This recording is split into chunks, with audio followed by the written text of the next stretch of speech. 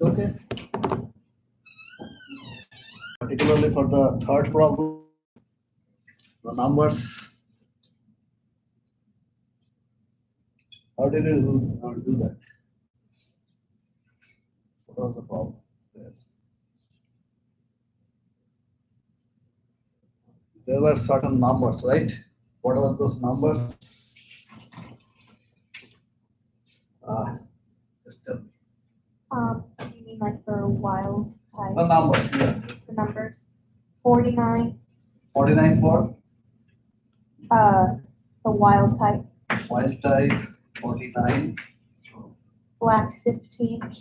black 15, Sepia 18. sepia 18, And then black and sepia 5. black and sepia 5. How did you do that?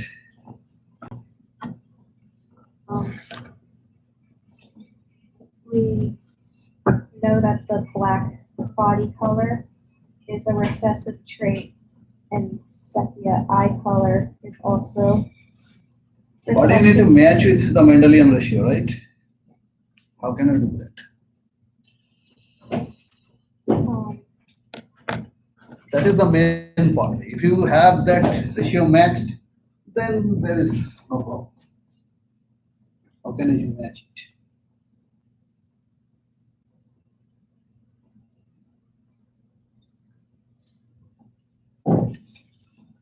So divide every number by the lowest number.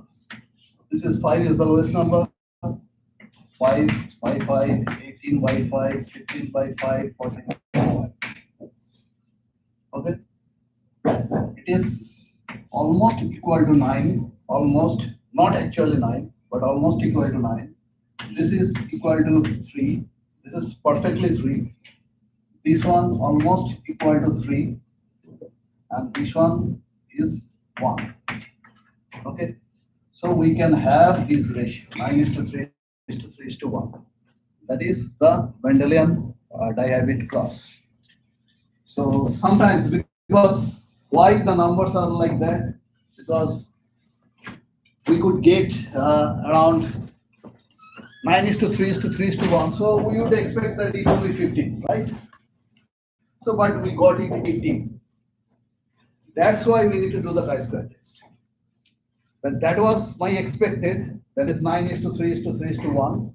But our observed number is this, but this matched with the dihybrid ratio. So this is the actual number, what we got from the population. We need to match it with our dihybrid ratio, and then it is fine. Just simple dihybrid cross. Okay? So these are something for this monohybrid and dihybrid cross, and today we will be talking about this one, that is sex determination and sex linked inheritance. So sex determination means something like that in animal kingdom, not only in the human population. There are a lot of animals, a lot of plants out there, and they have different sexes. And different sexes means not all the time the male and female, but there are some other sexes also in different kind of animals. So this particularly this one, that is this dragon, this is called bearded dragon. Their structure is chromosomal structure. CZ is the male and ZW is female. This is their normal case. If the chromosomes are like that, ZZ combination, then it is male. If it is ZW combination, then it is female. Okay?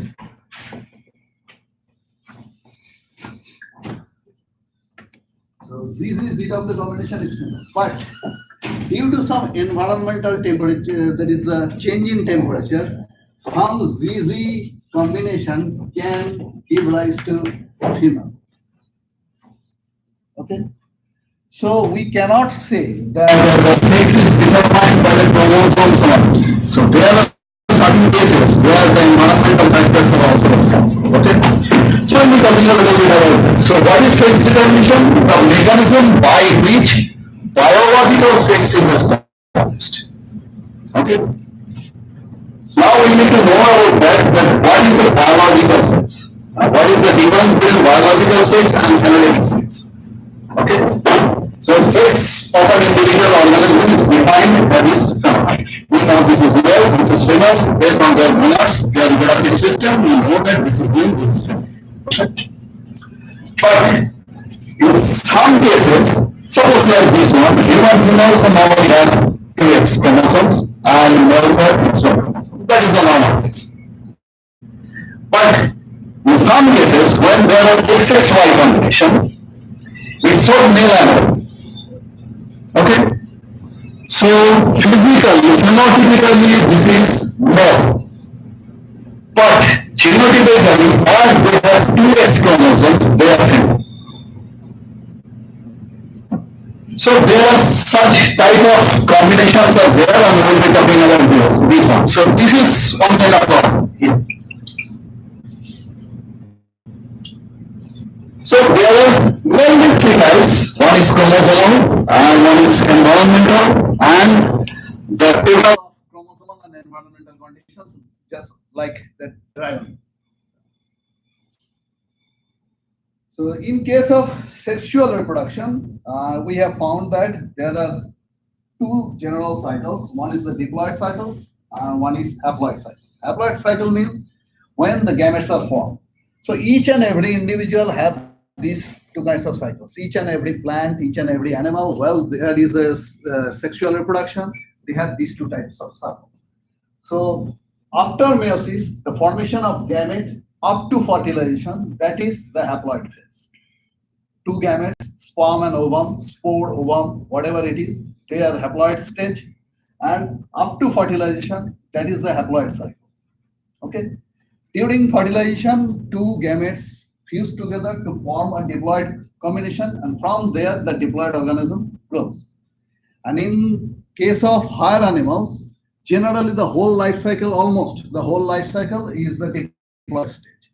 But in case of certain plants, particularly certain bryophytes, that is the moss, fern, those kind of things, they have the haploid cycle also. In animals, we have some kind of haploid organisms. Okay, we'll be discussing this one later. So these are two things, and in case of sexual reproduction and diploid organism, we have found that generally there is a big ovum, a lot of sperms are there, and by chance one sperm can penetrate the ovum and can fuse that to form a gamete. This is a normal scale.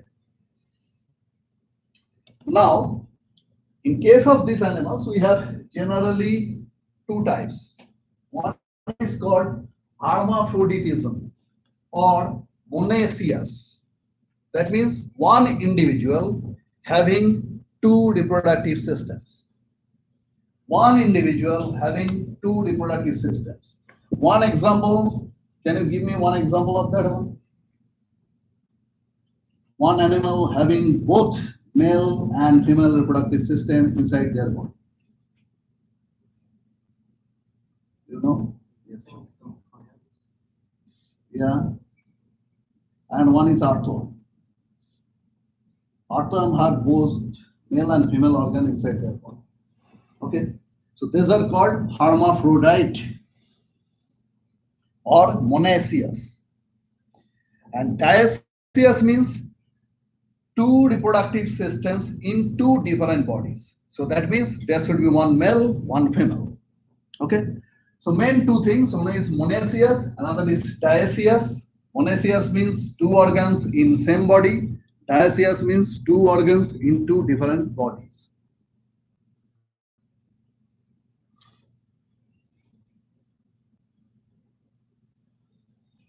Now, in this system, dioecious system, we have different systems here. One is called, mainly it determines with the sex chromosome as well as with the autosome. So the first thing is that XX system. XO means there is no other sex chromosomes. Okay, only one X chromosome. So either two X chromosomes together or just one X chromosome. If two X chromosomes together, that means female. If one X chromosome, that is male. there is no Y chromosome at all. And it is found in grasshoppers generally. This is one system and it is called XXXO. XO means null. Okay. And this is our system, higher vertebrates. Do you know animal classification, what is called vertebrate or higher vertebrate? Okay. And in animal classification, it is classified into two groups. One is vertebrata, another is invertebrate. Vertebrate means we have the spinal cord and vertebral column. And generally, these vertebrates are fish, amphibians, that is frog, reptiles, and birds and mammals. Okay. Generally, in higher vertebrate systems, we have this one, XXXY system. But XXXY in particularly mammals, in case of reptiles and birds, we have a different system that is called ZZZW. In XXXY system, XX is female, XY is male. But in ZZZW system, that's why we call them ZZZW. Just opposite, CZ, that is the homozygous condition, is male. CW, that is the heterozygous condition, that is female. Okay, this is the difference between these two systems. That's why we named as XXXY and ZZZW. And these are generally birds, snakes, butterflies, amphibians, that means frogs and fishes. Okay. And what I was talking about, that the haploid system and diploid system. Okay. Having haploid set of chromosomes in their body, they are male. Having diploid sets of chromosomes in their body, that is female. And those are bees, wasps, and ants. Okay. They have 4 types of things: queen bee, the worker bees, and the male bees, something like that. And they have this type of systems, either haploid set or diploid set. So mainly 4 types. One is XXX0, one is XXXY, CZZW, and haplodiploidy. Clear?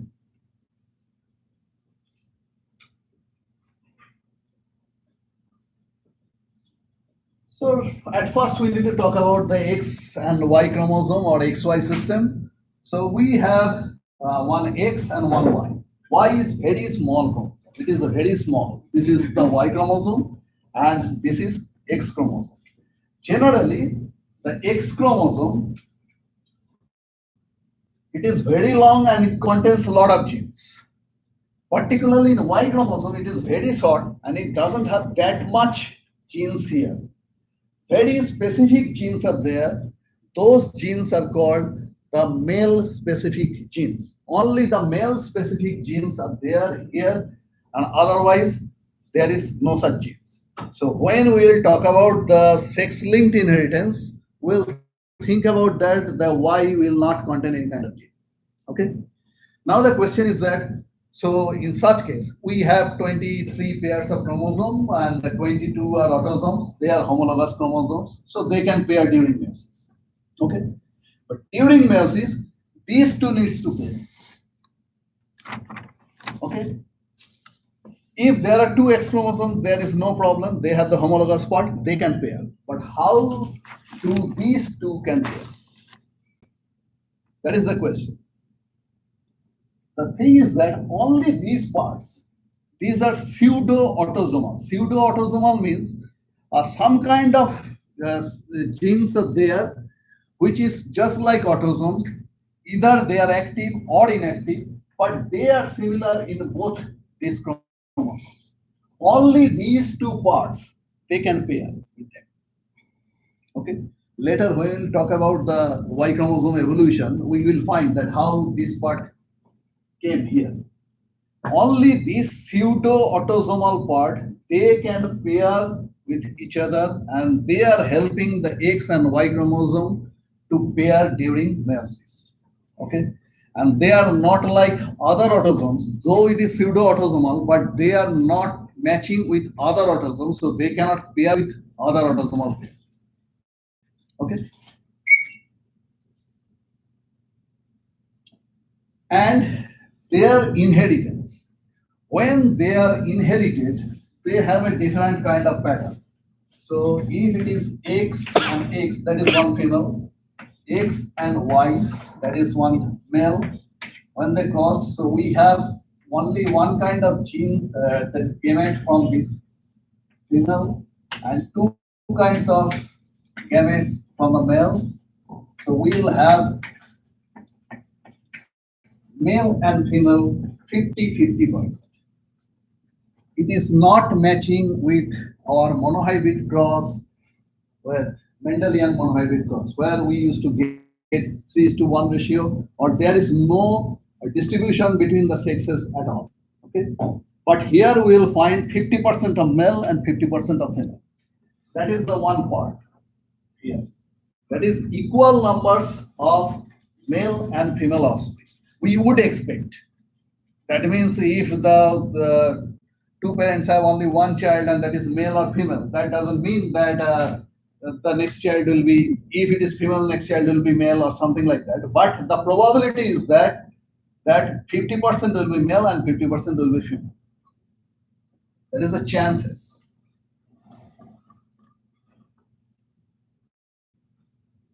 Now, what do you think about that? What is heterogametic?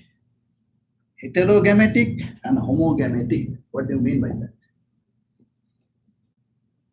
One has similar gametes, the other has different gametes. So from here, which one is heterogametic? Which one is Male, XY is hetero, and XX. XY is heterogametic and XX is homogametic. Homo means same, hetero means different. So they are producing same gametes. That's why they are homogametic, and they are producing different types of gametes. So they are heterogametic.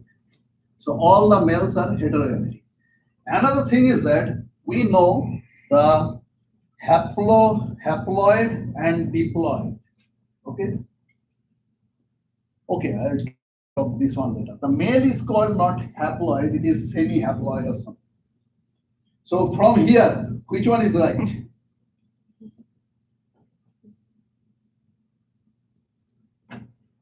A, B, C, D.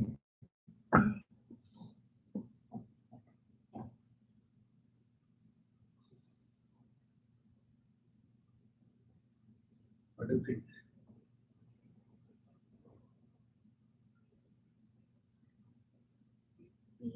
B. A, B, B, C, still something.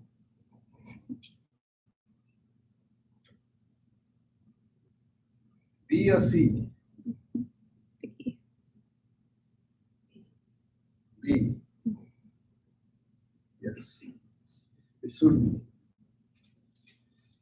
Okay, so this is one system. Then another system is called genic sex determination. Genic sex determination means there is no such sex chromosome at all.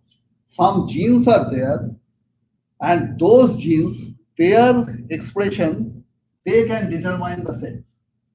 Okay, and it is in the generally lower organisms, very lower organisms like the fungi, protozoans, and you need to know about this one. That is what we are calling about the lower organism, like the protozoans, primitive organisms, primitive plants, primitive animals. They are called the lower organisms. Whereas the vertebrates and others, they are called the higher organisms. In case of plants, gymnosperms and angiosperms, they are called the higher organisms. Okay.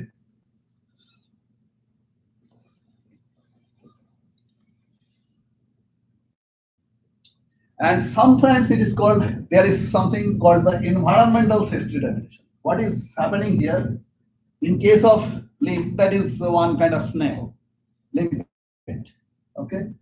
If the larva settles on the unoccupied substance, it develops into female. Okay. The female larva, if it attracts to another larva, they becomes male. Okay. But eventually that male becomes female again, because when they are settled. So unoccupied space there, then it is female. When the male is coming here, they are attracting the larva, they are becoming males. But the males are settling down, so they change their sex into female, and then they can attract another larva, which is male also. Just depending on their environment, they can change their sexes. In case of turtles also, if you have the warm incubation temperature, suppose you can take the eggs of turtles and you put in some kind of warm incubation, they become females. If you put in a little bit cooler temperature, below 36 degree, then they will be males. So this system is also happening in environment, but we just need to know that it's not for us in genetics. So these are the summary of the whole system, sex determining system. One is XXX0, XXXY, CZZW, genetic sex determination, and environmental sex determination. Another is there is haplodiploid system. Okay. Now this genic balance system in Drosophila. This is very, very important because particularly in 1920s, when these two scientists, one is Bridges and another is Morgan, these two scientists, they started working with Drosophila about that because when the Mendel's theory was, Mendel didn't know about his things because after the 30 years of his death, actually then everything came up again during 90s, in 1902 or something like that. And then actually Mendel got recognized for his work. So when we saw that, okay, this is the monohybrid cross, this is dihybrid cross, and there is such kind of ratio. So a lot of people started working with different organisms. So in case of plants, they got the Mendel's theory very okay, that is fine. Those factors, they are very okay. But when they started working with Drosophila, they got different kind of ratios. Other than 3:1, they used to get 2:2, 1:1, something like that. Okay. Now, what is the cause for that one? Then, based on that one, they found out that some chromosomes, some genes, some factors. At that time, they discovered gene. The factor is obsolete at that time. So they have found that there are some kind of genes which is linked with the sex chromosome. And that is called sex-linked inheritance. Genes on the sex chromosome and inheritance of a character through sex chromosomes is called sex-linked inheritance. And mainly those genes are on X chromosome. That's why sometimes it is called X-linked inheritance. So sex-linked inheritance is almost equal to X-linked inheritance. Some is there for the Y-linked inheritance, but that is a different chapter. Okay. So in such case, he determined that sex of Drosophila is not only based on, actually not based on the X and Y factors. Y factor is not working at all. Only the X and the ratio of other autosomes, that is working. Okay. Based on this one, so it is X:A ratio. A means autosome, X means only X sex chromosome. There is no function of Y here. And based on this ratio, he found these patterns. If it is XX, that is, and in each and every case, the autosomes are similar, having similar number of autosomes. If the ratio between X and A is 1, that is female. If the ratio between X and A is 0.5, it is XY. So Y is of 1X and 2 autosomes. That means the ratio is 0.5, it is male. Okay. X0, that means there is no Y, only one X chromosome, one sex chromosome is there, and there are 2 autosomes. The ratio is 0.5, that is also male. XXY, there are 3 sex chromosomes, but 2X and 2 autosomes. In such case, the ratio is 1, XX by AA 1, and that is female. Triple X. So in case of triple X, and there are 2 sets of autosomes, the ratio is 1.5, that is called a metafemale, sometimes it is called superfemale. Okay. XXXY. That is also the ratio is more than 1.5, and that is also metafemale or superfemale. In case of human, this is also different. If they have 2 X chromosomes and 3 sets of autosomes, in such case, the ratio is 0.67, and that is intersex, neither male nor female. Okay. X0 system, if it is X0, only one X and three sets of autosomes. Actually, they have four sets of chromosomes. Total four sets, total 8 chromosomes and 4 sets. If it is something like that, X0, that is only one X chromosomes and three other autosomes, the ratio is 0.33, that is metamel or supermel. Okay. And there are 4 X chromosomes and 3 autosomes. In such case, if it is more than 1.1, that is metafemale or superfemale. This is the system actually he described at that time, Bridges. Okay? And this is the sex determination system in Drosophila. They have all the sexes, male, female, intersex, supermale, superfemale. Okay? And there, now the question is that one type of thing, like this kind of intersex or some kind of supermale or superfemale, they have extra chromosomes there. What will happen during meiosis? Would they produce gametes or not? In case of Drosophila, sometimes they can produce gametes, but in case of male, generally they cannot produce any gametes because they don't have the pair during meiosis. They cannot pair during meiosis and there will be no such distribution. Okay. Generally, in case of this kind of things, that is the metamel, superfemale, or the intersex, they are not fertile. An opposite of fertile is sterile. So generally, in case of males, they are mostly sterile. And in case of higher animals also, like the goats, horse, and those kind of things, they are sterile.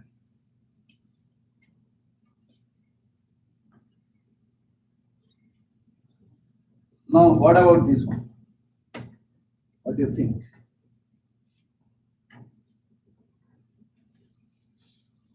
XX and 3Y. This is their chromosomal configuration.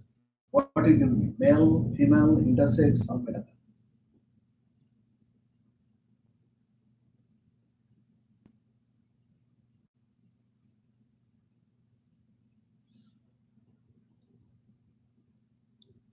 And said that 2 sets of autosomes. How can I determine this one? Simple math.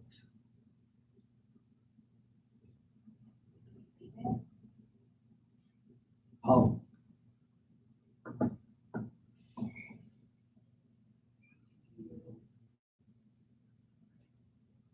The determination system is based on only this, right? So there are 2 X's and 2 autosomes. So this should be 1, and that is female, definitely. Because we need not to consider any Y in case of Drosophila. Only the ratio between X and A. So there are 2 X's and 2 sets of autosomes. So 2 by 2, that is 1. So it should be 10.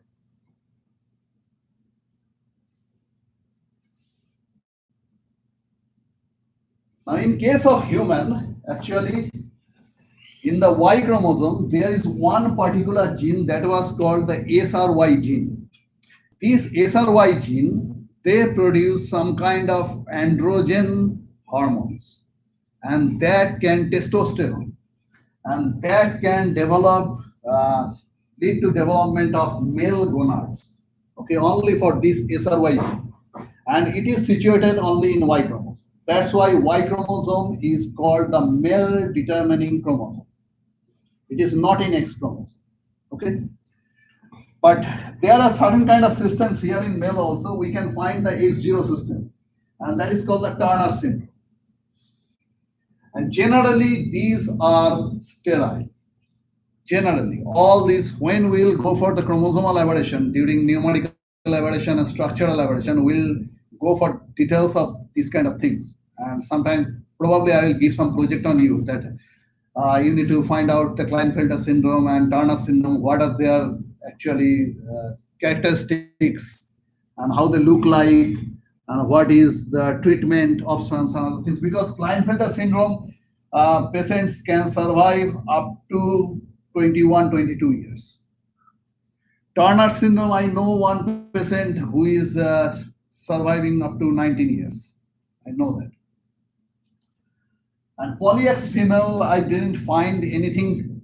I didn't see anybody like that, but I know that their lifespan is very less, generally. And not only that, these are the system. There are a lot of other diseases also, and these are called syndrome. Syndrome mean which cannot be cured, and generally which is through genetical disturbances. Okay. So these are the system. We have X0 system, that is the Turner syndrome. We have the Klinefelter. Klinefelter generally XXY, but we have super Klinefelter, that is XXXY or 4X1Y or XXYY. Okay, these are called super Klinefelters. We have poly-X females also, that is having more X chromosomes. Generally, we didn't find 5X, but 3X and 4X, it is common, and they cannot survive for a long time, just a couple of months to couple of years, like that. And XYY male, it is also common in 1 in 1,000 male births. So everything is 1 in 1,000, and that is 1 in 3,000, because generally they cannot survive too much, but Klinefelter and Turner, they can survive for a long time. And this is called karyotype. Do you know this term? It is called karyotype. Karyotype means this is the primitive stage of karyotype. What we need to do, we need to paint the chromosomes with different bands. They are called the C bands or G bands, something like that. Based on their bands, we need to arrange the chromosome, which is a homologous pair, matching with the bands. And this is actual human chromosomes, different types of them. So we can find out the pairs, and we could find out that X, this is the X chromosome, but in case of this Turner syndrome, there is no Y chromosome. All 22 pairs are there, but only one X, there is no Y. Okay. Right now we have very modern technique. We can paint the chromosomes with different colors. Okay. And that is with the genetic probe. When we will go for the biotechnology part, we will discuss about that one. That we can use the DNA probe there, and we can color the whole chromosomes in different colors. And this is Klinefelter syndrome. There are 2 X's and only 1 Y. Okay. All the 22 pairs are same.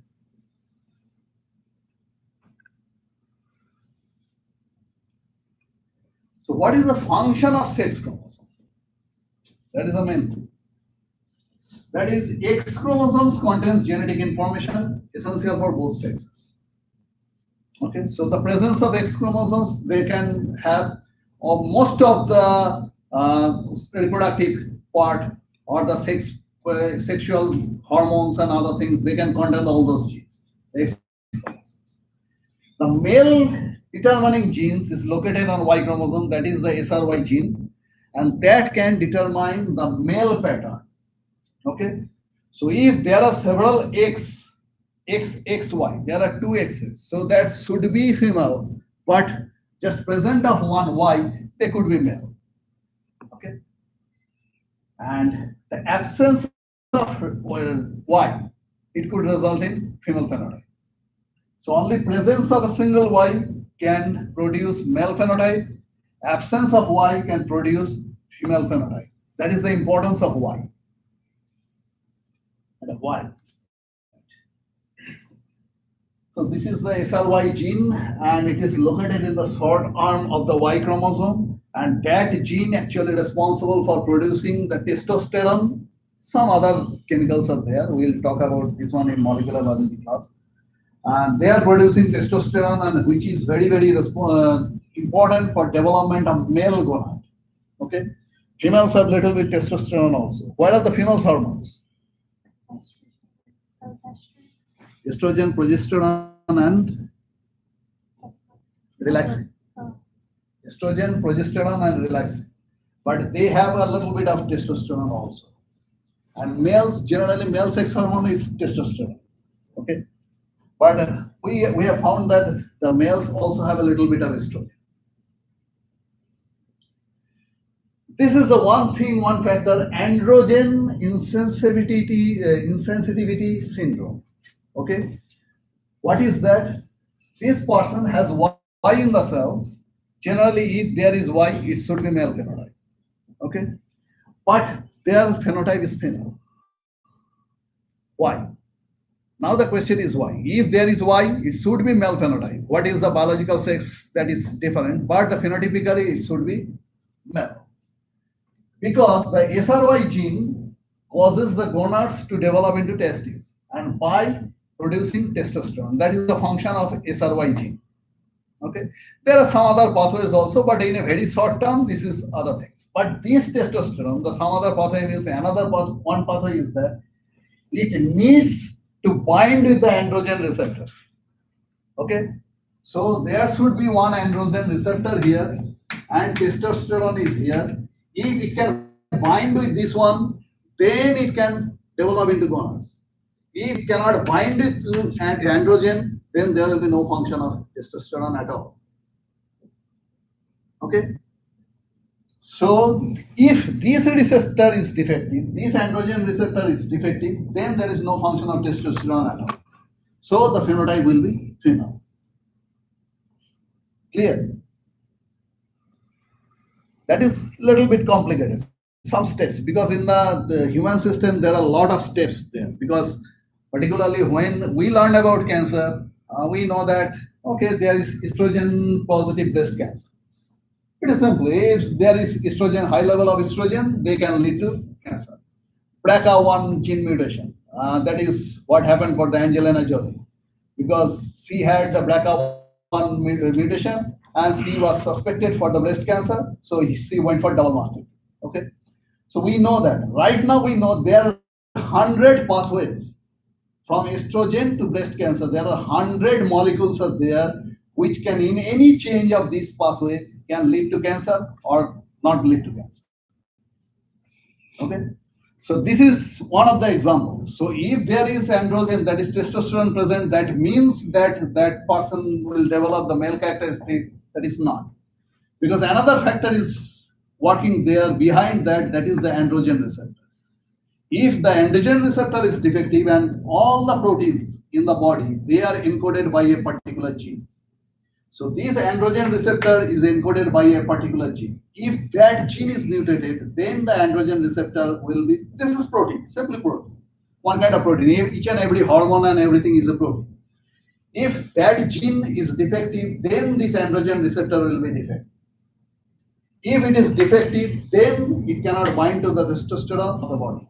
That is the retrovirus, and retrovirus contains their own DNA segment. They can put that DNA segment into the body of human, and they are targeting only the T cells, not other cells. And they are damaging the T cells. That's why the whole immune system is become faulty. Now, what is this?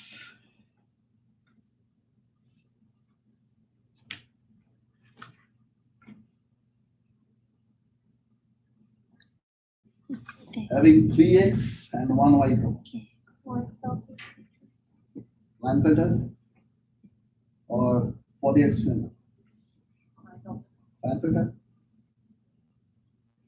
Actually, have you downloaded my slide yesterday? Because last night I put the slides in the canvas.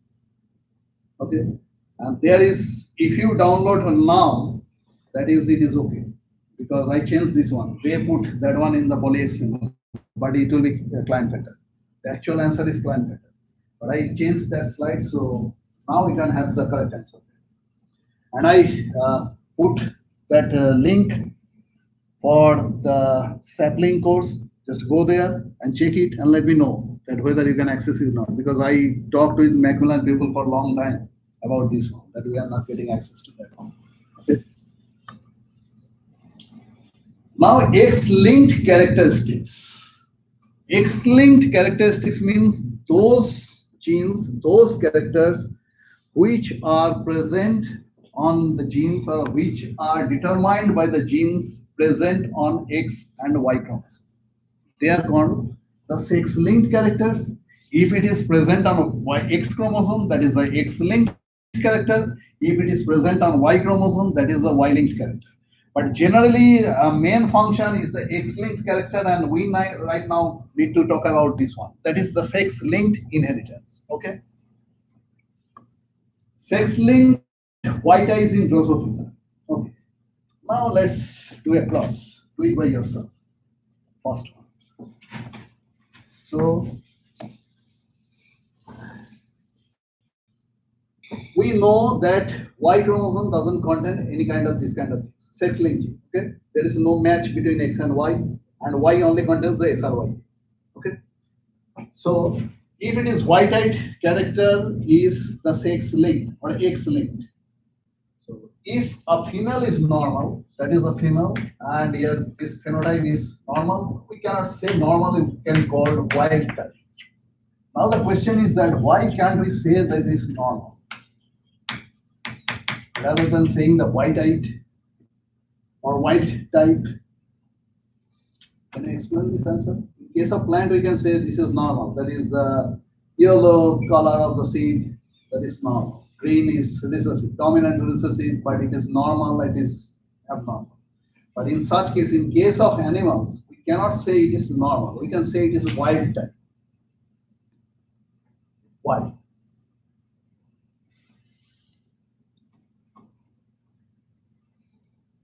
In which case we can say this is normal, and in which case we can say this is wild type? This is a very good question, and you need to have this understanding. If it was abnormal, genetic disturbance or mutation. How can you know That would in the be population? abnormal. How can you know in the population that this is a normal gene and this is a normal?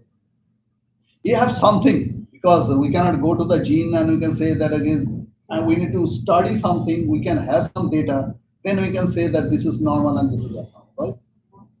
How can you say that this is normal, this is abnormal? Based on the percentage, okay? So, in what kind of percentage you can say that this is normal? You're very close. Like whatever percentage it would be. Suppose if it is more than 95%, then we can say that it is normal. But if it is less than 95%, suppose if it is less than just 5% or 1% in the population, then we can say it is abnormal. Which is mostly abundant. That is the normal. And in a high proportion. And most of the time we are getting that one that is called the normal. So what is the difference between wild type and normal?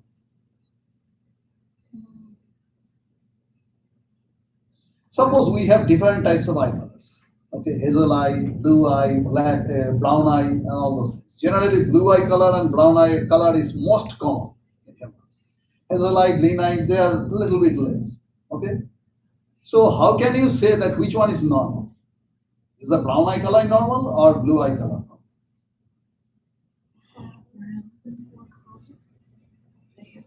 Brown eye color is almost like 45%, and blue eye color is almost like 40% human population. Very close. So which one is normal? You cannot say that this is normal because they are mostly in almost equal proportions. But blue eye color is a little bit less, brown eye color is a little bit higher. Okay, you cannot say that it is normal. In such case, we can say it is wild type, which is most in the population. That is the wild type. But we cannot say that it is normal because it is more or less having close ratios between these two. That's why in case of animals, we cannot study a lot of systems, a lot of that is generations, lot of populations, because human population is very, very less. Having 1 or 2 children per family or something like that. We cannot have the 100 children like that. Okay. In case of plants, we can have 100 offspring, but we cannot have that kind of things in humans. So in such case, we cannot say that it is normal. The proportion is more or less 45%, 40%, something like that. In such case, we can say that is wild type, which is most in population, that is the wild type. Clear? So this one is wild type, means normal red eye color. It is red eye color, and that is the wild type. It is most in population. And white eye color, it is some kind of other factor and which is less in the population. And we know that red eye color is dominant over white eye color. So red eye color is dominant and white eye color is recessive. In such case, in case of plants, in case of Mendelian genetics, we used the dominant factor as there, that is the first letter of the dominant character, dominant trait. Okay. In case of this animal system, we use the, because wild type we don't know which is normal, that is the wild type. So we have to take this one, that is the white, and small w, and we can take the dominant is capital W, either, or we can use the small w plus.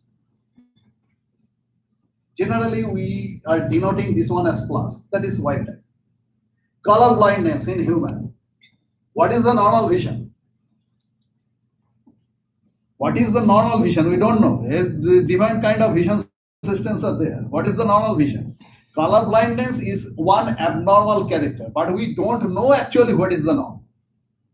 That is one type of abnormal. So in human population, the wild type is the normal, they can see the colors. But we really don't know actually we are seeing the actual colors or not. Okay? Because the colorblind person, they cannot differentiate between red and green. They don't know what is red, what is green. And we also don't know if it is possible that we also don't know, we cannot see some other colors also. We cannot see the infrared. We cannot see the ultraviolet. Okay, our eye system is not like that. We cannot see those colors. So that's why it is wild type. That is the normal vision. We can say the normal vision, but that is wild type. And color blindness is the abnormal type. And in such case, we'll take the C for color blindness, and wild type is C plus. C plus or simply plus. Okay. Now this is in the X chromosome, and it is normal. I am taking this one, X chromosome we can determine by this way, this fashion. So we have two genes, W plus here. And in case of male, what will be the chromosome configuration? One X and one Y. We are denoting Y like this.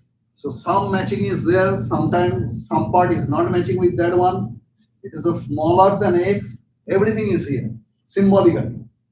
Okay, and this chromosome is here. So this is normal homozygous condition having 2 plus genes.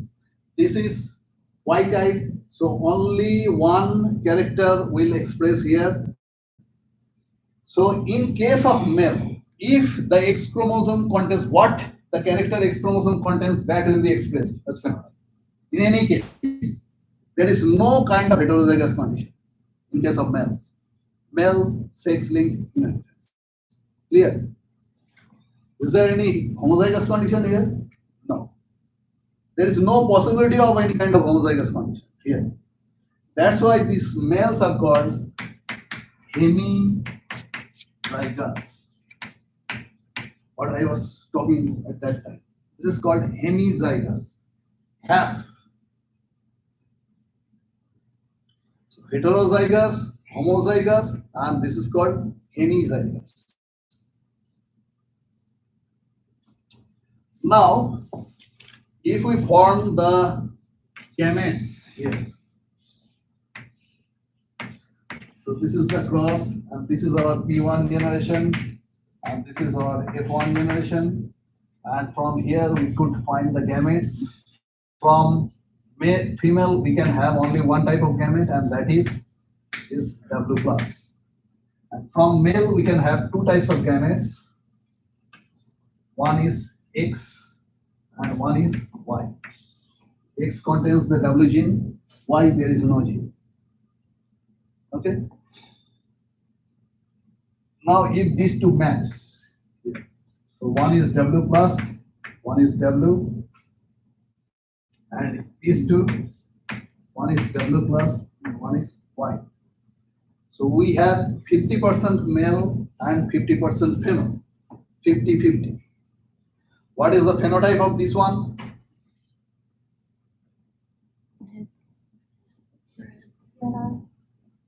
Red eyes. Because it is heterozygous and this one is red eye, wild type. And so it is red-eye. What about this one?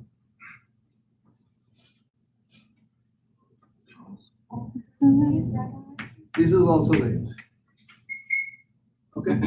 So when we cross like this, and white type female with a white male, we got this kind of result. What will be the, in case of opposite? We need to use one white-eyed female with a red-eyed male. What will happen? Can I do it?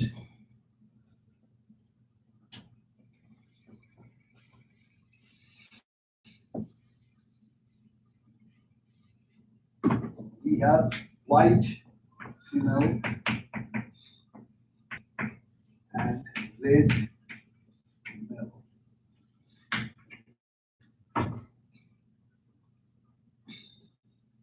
Go after a combination.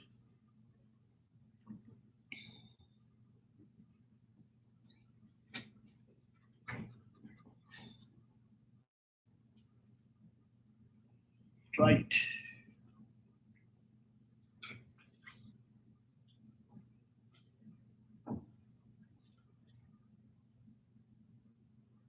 If you do the cross by yourself, then it will be pretty much integral.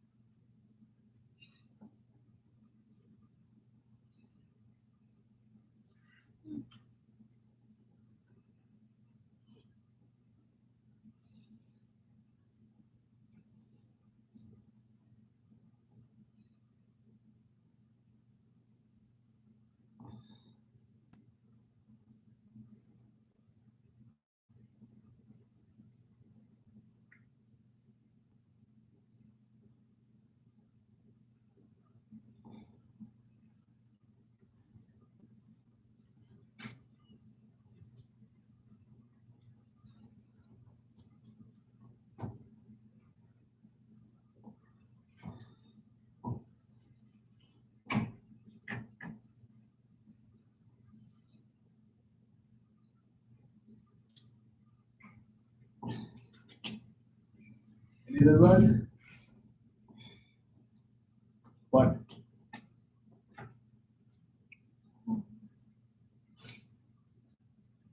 Any result? I have, Yeah. What is the result? oh, I have one red eye and then one white eye. Male. Red-eye male or red-eye female?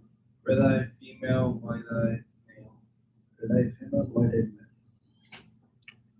All of you got the same thing? So what is that white-eyed female? That means white-eyed female. That is recessive character, white-eye. So it should be homozygous. So it should have this, right? Red-eyed male means only one character because it is hemizygous. That's why it is left. Formation of gamete, only the same thing, same type of gamete formation here. Female will produce only one type of gametes, that is this. Male will produce two types of gametes, that is W plus and Y.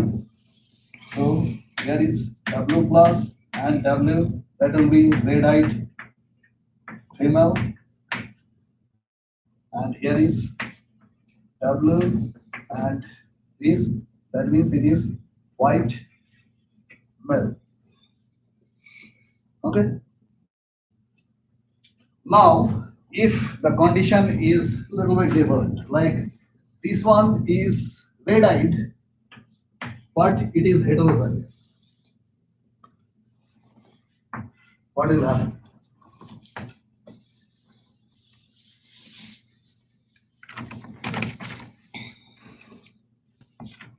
Heterozygous red-eyed female with white-eyed male, that is one cross, and heterozygous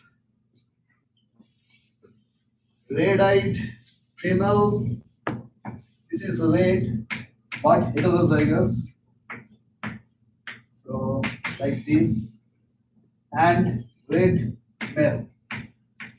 So that is white male and that is red male. to this one.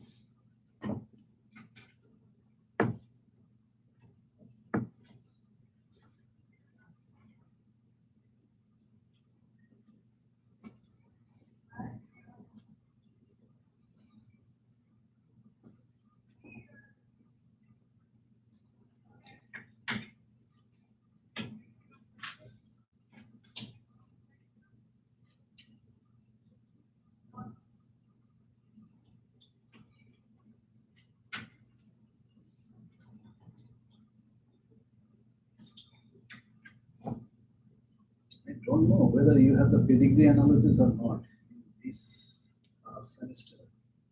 But in case of pedigree analysis, when you need to do the pedigree analysis, you need to identify whether this trait is recessive or dominant, whether this trait is autosomal or sex-linked. Okay. Based on some characteristics, and these are the basic things for determining those characteristics. If it is sex-linked, now you can find two main differences here.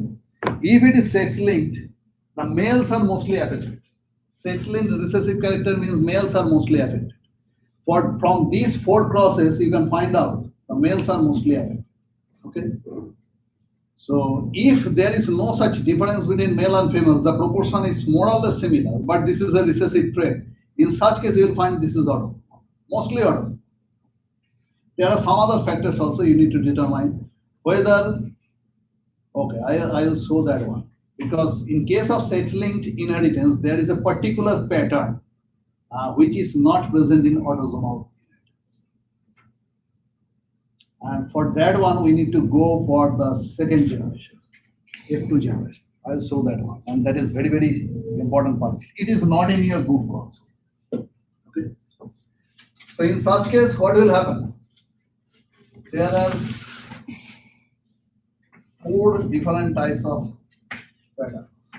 From male, we will find W plus and Y. From female, the gametes are W plus and W. Okay. So these are plus plus and W plus W plus. This is W plus and this one is this and this is this. So phenotype, this is red female, this is red male, this is red female, and this one is white male. So the pattern is like that, 3:1 ratio. Okay, but the males are different. One, there is no female with white-eyed color. Okay. In case of this one, there are four things also. From female, we have W plus and W. For male, we have W and Y.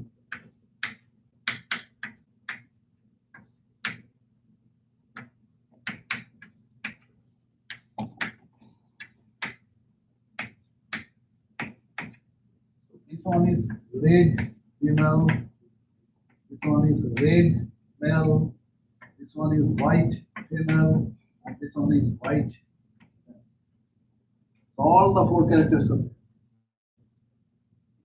Okay.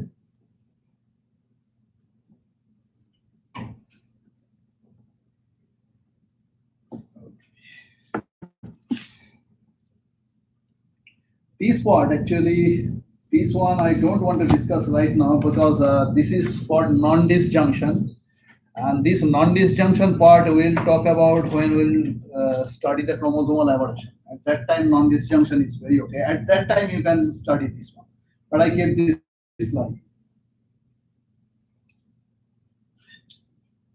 Okay, this is for the human color blindness, but okay, I will draw this one with the human color blindness. Now, color blindness in human is sex-linked character and is recessive. So the character is color blindness, and this is recessive, and it is X-linked. Okay. So there are pattern, you can do the things like that, normal female, that is wild type female vision with the colorblind female male vision. But right now I am doing a heterozygous condition. Okay. So it is a normal vision or wild type vision of female with cross with colorblind male. But this is heterozygous. I am taking this one as heterozygous. Okay. So in such case, this is plus and C. Heterozygous condition having wild type of vision but containing the colorblind gene. Okay. In case of male, male is colorblind. So, okay, forget about it. 2 is normal. This is colorblind. Okay. Now from this one we will find only one type of gene, that is plus, and from here we will find one X chromosome, that is C. So this will be female.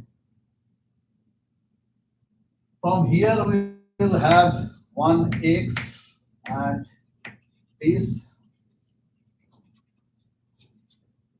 Okay. There are others also. This is a plus with this one. So we will have one. We'll have both the plus and this, and we'll have two females. One is, oh, we have only the heterozygous female. Now, if this heterozygous female is married with a normal man, what will happen? Just do this cross. So from here, we'll find this is the female gene gametes, one is plus, one is C, and male gametes, one is plus, one is 1.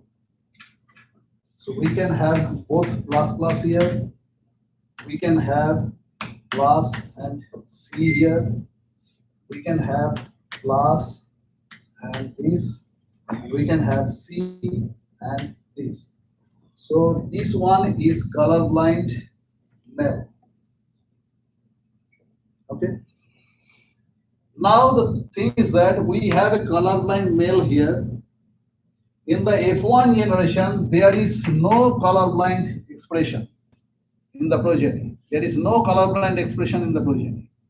But in F2 generation, we got another colorblind male. So we can say that like this. This gene went to the female and came to the male. Okay. This pattern, that one gene is off in the F1 generation and came to the next generation, appeared in the next generation in the male. So that means it carried through the female. This female is called the carrier of that trait. And this pattern is that that is grandparent, that is female male grandparent. He has that trait, and grandson got that trait through mother. Okay, this is the pattern. This pattern is called crisscross inheritance.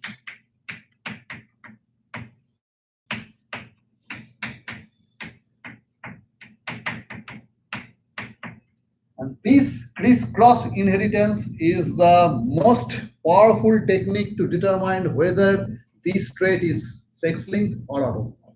In case of autosomal character, you will not find this because there is no such difference between the sexes. But here, two males, the grandparent and the grandson, they got the trait through mother, but mother is not affected. Okay. This pattern is only possible in X-linked inheritance, recessive inheritance, not the dominant character.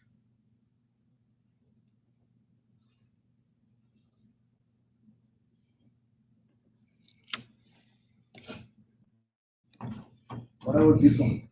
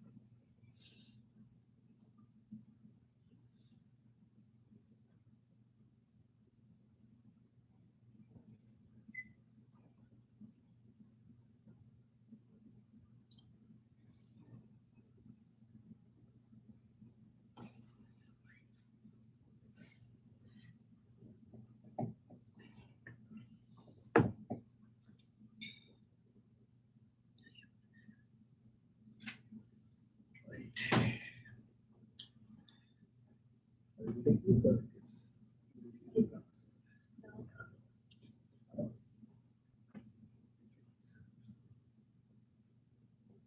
That's so fast. That's fine.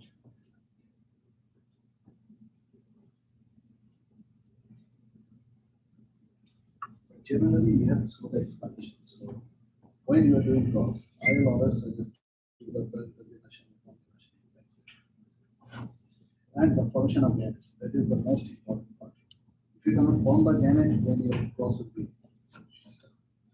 Sir, you have small, these problems are small. But yeah, if we go for the pedigree analysis, then you have the problems.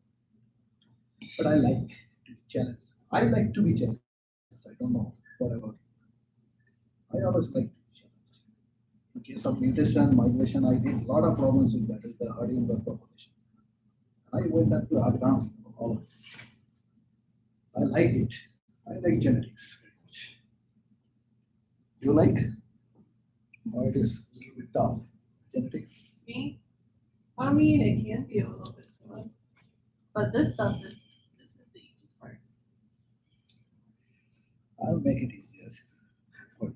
If you have problem, just tell me that what part you cannot understand. Because these are the very basic thing you have to be very much clear about. If you have this base, then you won't have any kind of problem. These are the very basic things. That's why I'm going a little bit slow. Otherwise, I could say that, okay, this is the sex determining system and you can do this. I'll not give you the process to do that because I want you to use your brain, find out the solution.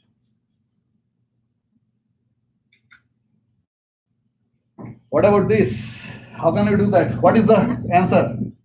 One half. If they have a male child, he will do it. And if they have a So female- what is the thing is that what is the probability of the child will have hemophilia? What is the probability? 50%. 50%? Half. So how can I do that? So this is hemophilia is an X-linked recessive disorder. Do you know what is hemophilia? If you get like a cut, you don't fall properly. And do you know where is in a popular family they have hemophilia? Russian royal. No, British one. They have hemophilia. And that came from Queen Elizabeth with that gene.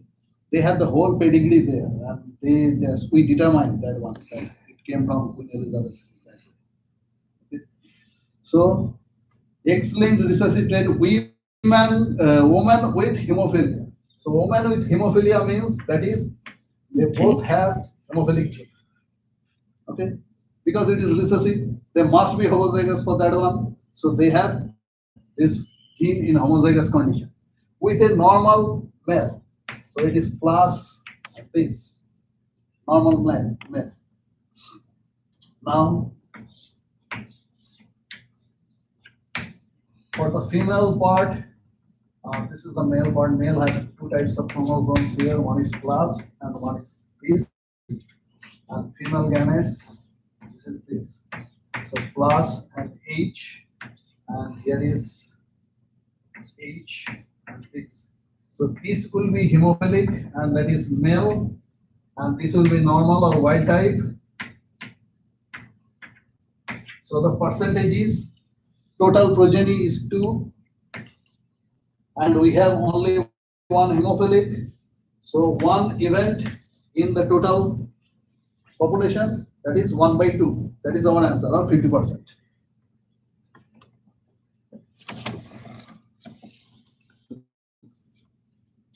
Okay, this one, I will not go for that one, but you can go. This is the ZZZW characteristics, just opposite to XXXY system. Okay. In case of male, you need to take the homozygous condition. In case of female, you need to take the heterozygous condition. Okay.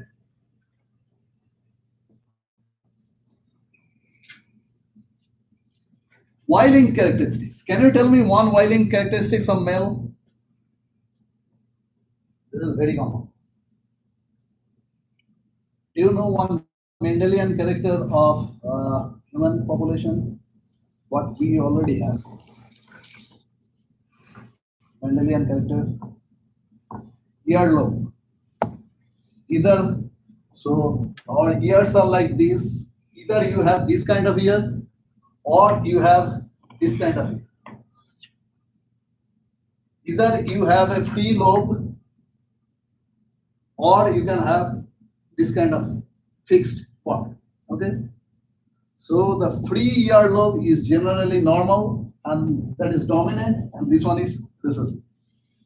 Okay. This is Mendelian character, and this gene is in autosome.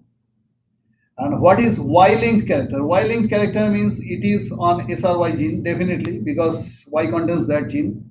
And it is only in males. The females will not be affected by this character. That is called the Y-linked character. There are a couple of Y-linked characters, but one very common is there. Do you know what? Baldness of male. Male baldness pattern. Sometimes females have a little bit of baldness. Sometimes, but not most of the time. Okay. But female baldness pattern and male baldness pattern is different. Male have some kind starting from this way, then this part is gone, then this part is gone like this. Okay, and that is a particular pattern. This pattern is only present in Y gene. So if the father has that kind of trait, the son can get that kind of trait, but the daughters cannot. And that is the Y-linked character and Y-linked characteristics. And sometimes it is very, very important to trace the pathway of a particular character, Y-linked character. There are some other Y-linked characters also, but this is very common, this one. And that is called Y-linked inheritance. This is a little bit about the evolution of Y chromosome, though it is not really a solid explanation of that one. But we assume that one time the Y chromosome was like this, like a normal autosome. This normal autosome became the Y chromosome couple of billions years back, on millions years. Okay, some of the genes which had the mutation, generally genes transferred into other genes by the process of mutation. So there is such kind of mutation, and as a result of the mutation, they got the male trait. Male trait means this gene encodes for particular protein. That protein is responsible for determining the male characteristics, particularly for testosterone. That is one kind of protein. Okay, so these genes are creating that kind of protein. That's why it is called male-specific genes, and that arose by the process of mutation. Generally, every character is for the mutation also, because still 97% of our DNA is inactive. Only 3%, 2 to 3% of our whole genes are active. Only 2 to 3%. We are still carrying the ape genes in our body, but they are inactive. That is the mutation of their promoter region, so those genes became inactive and other genes became active. Okay, so this is such kind of thing. There is mutation. When we'll go about for the mutation, that is the molecular biology part, then we'll discuss that one. So these genes got some mutation, and the process is that they cannot pair with the X chromosome properly, some parts. Then the DNA from those parts has been reduced. They are not working at all. This is a process, this is a hypothesis that the evolution of Y chromosome, that's why Y chromosome becomes smaller and containing only the male specific genes. This is another main part is called, now the question is that we have, suppose in case of Klinefelter syndrome, we saw that there are 2 X chromosomes, only one Y. And the females have 2 X chromosomes, males have only one Y X chromosome. Okay, but we have more or less similar characters, except for the male specific characters. We saw that only the sex determining gene and all other genes are present on the X chromosome. So the question is that in case of molecular biology, we know that gene encodes protein. So the females are producing 2 doses of protein, and males are producing only 1 dose of protein from the X chromosome, right? Theoretically, because they are having 2 X chromosomes, and males having only 1 X chromosome. So from these 2 X chromosomes, they will encode double amount of protein, particular protein, And for the males, they will produce only one amount of protein because they have only one X chromosome. That was the question. So in such case, that if that is a Klinefelter syndrome, XXXY, they will produce triple amount of protein. Okay. But is that necessary? Because if the male can produce only one dose of protein, they are okay. Do we really need double dose of protein, triple dose of protein, or quadruple dose of protein? No. And this person, actually, these two persons, they found out that one X chromosome is become inactivated. One X chromosome is become inactivated. Only one X chromosome is working. And they are synthesizing the proteins responsible for our different characteristics. Okay. This inactive X chromosome was first determined by this person, Murray Bard, and according to his name, it is called Bard body. Okay, it is just a thick, high-strained particle in your cell. That is called the Bard body. And Mendelian, she proposed one hypothesis that Bard body was an inactive X chromosome. At first, he determined that there is a presence of high, thick, dense structure in the cells, and according to his name, it was proposed as Bard body. But Leon actually proposed that what is the Bard body? It is inactive X chromosome. That is called Bard body. And now this hypothesis is well accepted in mammals. That is, one X is working, the other X is not working. That is called dosage compensation. Okay, so females are not producing two doses of this kind of protein, or males are not producing just a single dose. We all of us, we are producing only one dose of particular gene. And for this X inactivation, this is one characteristics that for X inactivation, this cat, what is this called? Tortoise shell cat. If it is male, it has two colors, either black or orange. Okay, but if it is female, it can have this kind of textures. So what is that? That means random X inactivation in different parts of the cells, different cells. Orange X, if it is heterozygous, that means it should contain these characteristics. One is orange and one is black. Those two genes, they are for the heterozygous condition. Now, if this is inactive, only the black color is produced. If the black is inactive, only the orange color will be produced. And in variety of cells, in different cells, either at random, we don't know what is the function of that one and how it could be possible. Because in case of males, it is happening during the gamete formation, after just zygote formation, that one X becomes inactivated for throughout the life. Okay, but in case of this cat, some cells are producing the orange color, some cells are producing the black color parts. So that's why it is zigzag. But in case of that is the X related gene. So in case of male, the male will have either orange or the black colors.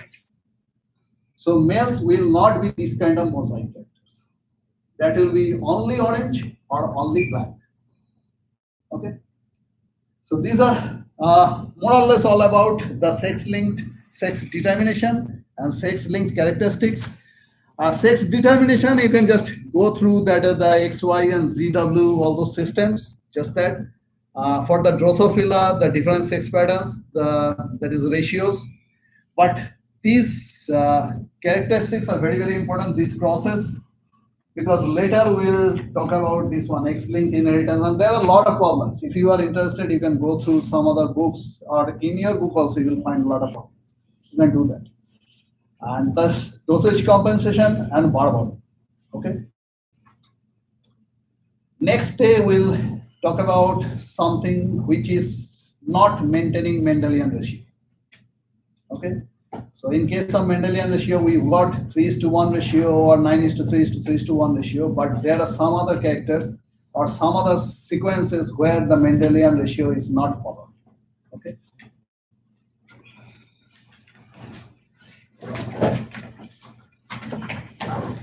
So your homework is due next day. Okay.